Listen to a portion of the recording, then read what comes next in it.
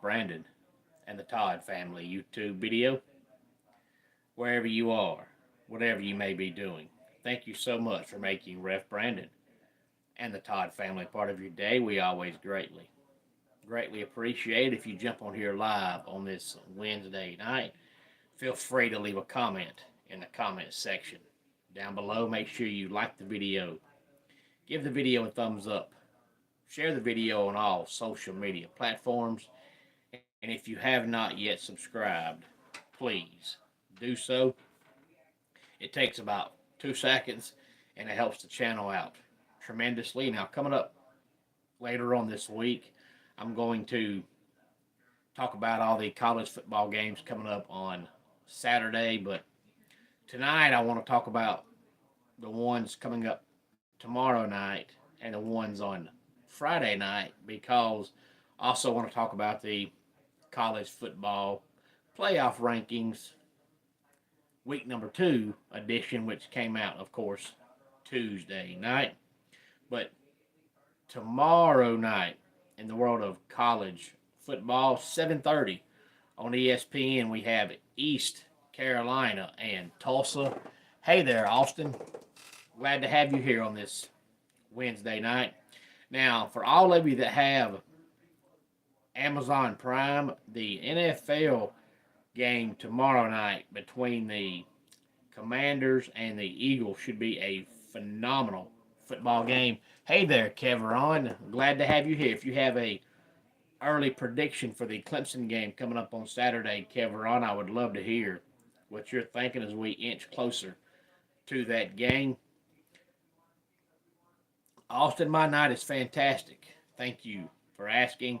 But the Commanders and the Eagles tomorrow night, that's for first place in that division.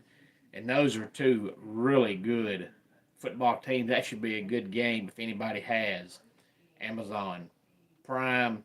So it's a good thing the Thursday night game is only East Carolina and Tulsa, because I got a feeling it's not going to get very good ratings because of the Commanders and the Eagles. Austin, sometimes I watch AEW. Typically what I do is wait till they put a highlight package up and go back and watch that, because AEW has great talent, but Tony Khan has no idea how to book a wrestling show. So from a 2-hour telecast on Wednesday nights, really truly only about 25 minutes of it's worth of darn. The rest of it sucks. So I wait until they post it on their YouTube page and go back and watch the highlight package and see the stuff I want to see quickly. Otherwise, if I record it, I'm usually hitting fast forward, because usually about 2 matches are good and the rest of the show makes 0 sense. Friday night, 8 o'clock on the CBS Sports Network, we have Wyoming and Colorado State. ESPN2, Friday night, we have North Texas and Texas, San Antonio. 9 o'clock on Fox, we have UCLA and Washington. And 10:15 on Fox Sports 1, we have Houston and Arizona. And Austin, generally, most of the time, I'm not home on Saturday nights. I usually have a wrestling show somewhere, which, by the way, this Saturday I'll be back at 244 Livestock Road, East Denali, Georgia. 6 o'clock, doors open. 7 o'clock bell time. It's a benefit show. But if I don't have a wrestling show, either my wife and I have the kids out somewhere, or our church is doing something, the family's doing something, I'm very rarely home on Saturday nights. And Marcus, I am fantastic. Thank you for asking, but I wanted to talk about the college football playoff poll, because so many people get up in arms, and I always find it humorous. Even if Clemson's involved in it, I find it humorous, but when they're not involved in it, I really don't care. But it's funny because they have, 5 or 6 of these, and people get up in arms about it every year, every week. And I've always said since it started that There are no parameters on who makes the playoffs. It's all subjectivity. It's all opinion based. So you really can't get mad because it's opinion based. It's not like, there are parameters on, who gets in and why you get in and they're breaking the rules. There are no rules. They can put in anybody they want to put in. So really you can't get mad because it's all opinion based. Austin, it'll be on YouTube sometime, but it won't be on YouTube on Saturday. It'll be recorded on Saturday, but it won't be on YouTube on Saturday. But the committee over time has shown us that who you lose to is more important than who you beat. Hey there, Daniel. Glad to have you here. And that's why there's been times in the past that there's teams that are up there that are undefeated, and people always say, well, why are they up there? It's because they're undefeated. And they punish you more for who you lose to than give you credit for who you beat, because going undefeated is very hard. And I find it funny because the SEC for years has been like, we need a playoff. We can get a playoff. It can be all SEC team because we're so good. And now there's a chance that they were talking about we're going to have 6 teams in the playoffs in the SEC. They might possibly only get 4 teams in. Now, it could all change in the next 3 weeks of the regular season plus the week of conference championship games. But as of right now, you're looking at maybe only 4 teams from the SEC getting in when they were all set on, man, we're going to have at least 6 teams and we're going to dominate. That's not true. There's only one SEC team in the top 5. And why is that? Because they all have 2 losses, except for the one inside the top 5. And then Tennessee sits just outside the top 5 at number 7. But when you don't have 2 losses, they're not going to put a 2-loss team over undefeated teams and over 1-loss teams. They're just not. They haven't done it in the past, and they're not going to do it now. But you can, put out 25 reasons why you don't, and it doesn't matter because there are no rules. But they won't just come out and say, well, it's because so-and-so has 2 losses and so-and-so only has 1. They'll say it's because of this, that, when the reality is it's because you've got more losses. They're punishing you for who you lost to.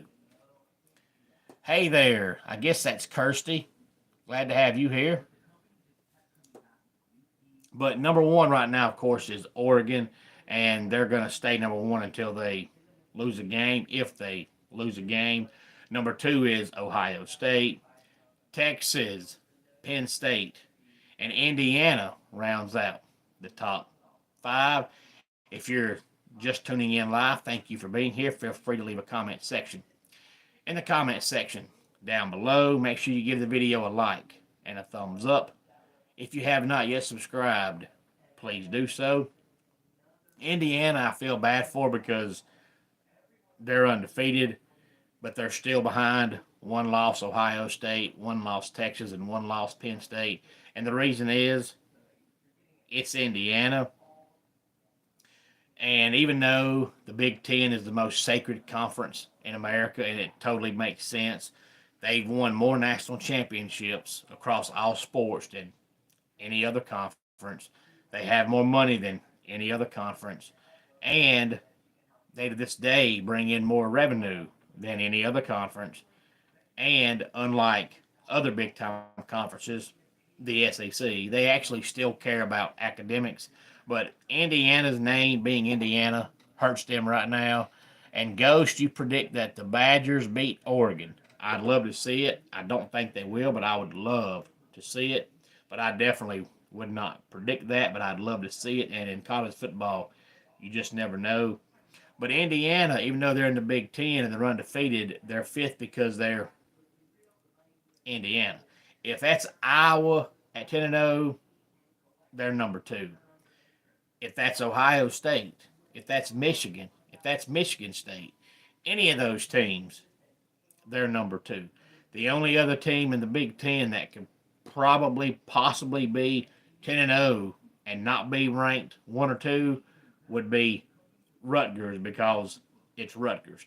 But Indiana, definitely being Indiana, hurts them, and I think almost everybody thinks that Indiana is going to lose to Ohio State next Saturday, not this Saturday, but next Saturday. And I think they feel like, why put them up there when they're going to turn right around and lose next weekend? But I'm not so sure they lose to the Buckeyes. And if they do, I think it might be a down to the wire game. I don't think it's going to be Buckeyes by 3 touchdowns, but I could be wrong. Hey there, Brunette. Glad to have you here tonight. 6 through 10 is BYU, Tennessee, Notre Dame, Miami, and Alabama.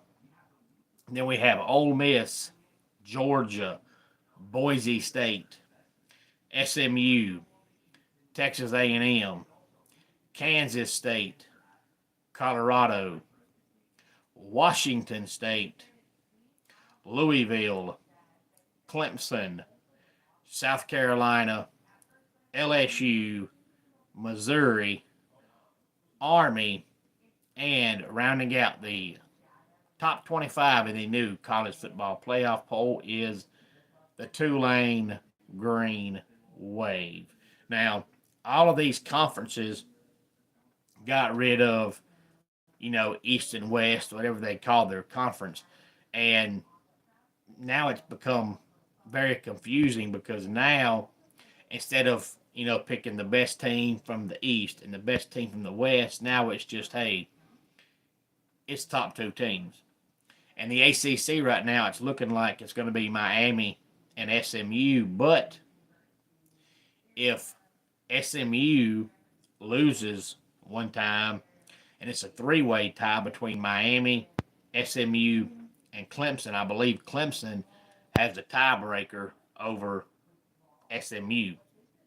But in the SEC right now, if Tennessee beats Georgia, then the conference championship game is going to be Tennessee against the winner of Texas and Texas A&M. Hey there, Rick. Glad to have you here on this Wednesday night. We're talking some college football. I just started talking about the new playoff poll. But if Georgia beats Tennessee on Saturday, which let me go ahead and say a couple days early that I think Georgia wins that game. But if Georgia beats Tennessee on Saturday, then Georgia has 2 losses, Ole Miss has 2 losses, Alabama has 2 losses, LSU has 2 conference losses.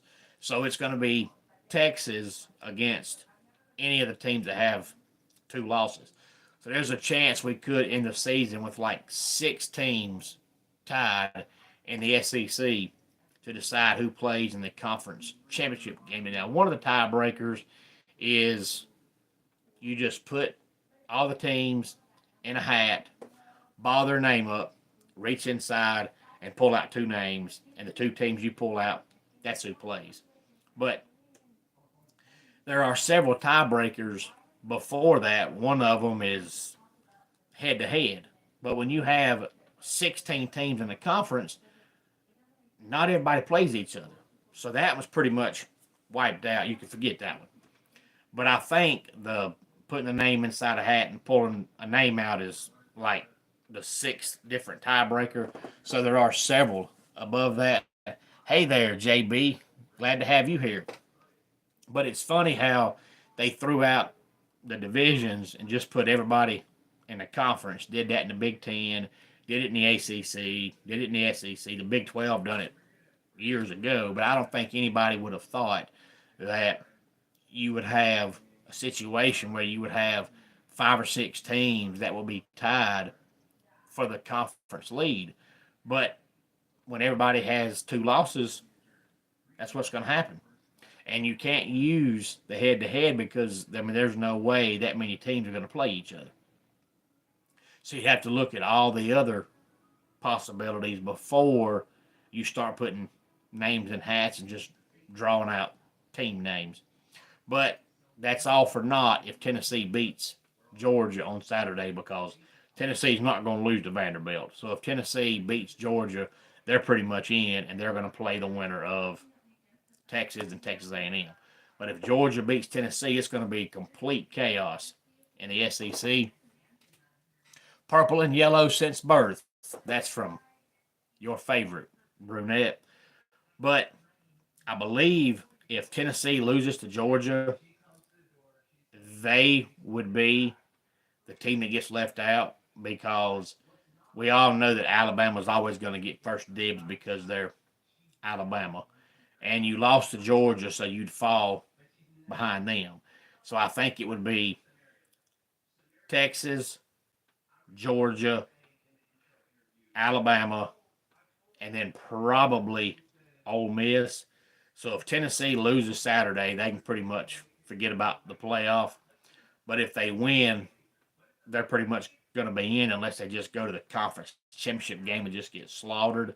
But Tennessee's always going to be behind Georgia in brand name. They're always going to be behind Alabama in brand name. So if Tennessee loses Saturday, their season's pretty much done as far as the playoffs. But I think they lose. I just think Georgia is a better team. And I think Georgia pretty much knows they have to win this game. I think Saturday we're going to see how Kirby Smart can coach up the Bulldogs because Georgia has their season on the line, season on the brink for the Bulldogs. Come Saturday, they have to win this game. There's no way they lose to Tennessee and make the playoffs. It's just not going to happen. There's no way a three-loss team gets in, especially when you're not going to win your conference. You lose 3 games and win your conference, you can still say, hey, we won our conference. But when you lose 3 games and you don't win your conference, you're not making the playoffs. So Georgia pretty much knows their season is on the line Saturday. If they have any chance of making the playoffs, they have to win Saturday. So I think they will. So I personally think we're going to see the best Georgia's played all year long on Saturday. But now I do think it's going to be a very low scoring game because, Tennessee has not given up more than 19 points in a game all year long. So I don't think Georgia's going to come out and score 30 plus. But Tennessee also has been slow out of the gate all year long. There's been several games where they've either not scored in the first half or only scored like 3 in the first half. So there's a chance this game could be 14-10, 17-14, 17-13. I'm not sure what the over-under is, but if the over-under is anywhere above 50 or close to 50, I would say under if I was a betting man because I don't think either team scores 25. I could be wrong, but I feel like this is going to be first team to 21 wins the game, and Georgia's the home team.